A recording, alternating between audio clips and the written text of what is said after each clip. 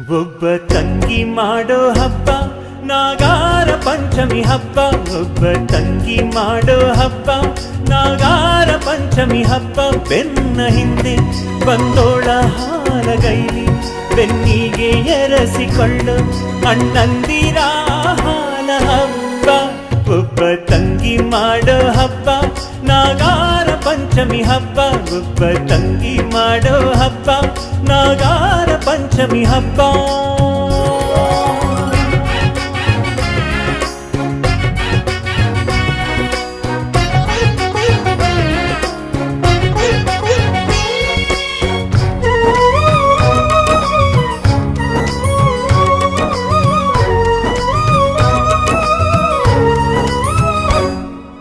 ಬೆಳದಿಂಗಳೂರು ಆ ಊರಲ್ಲೊಬ್ಬಳು ತಂಗಿ.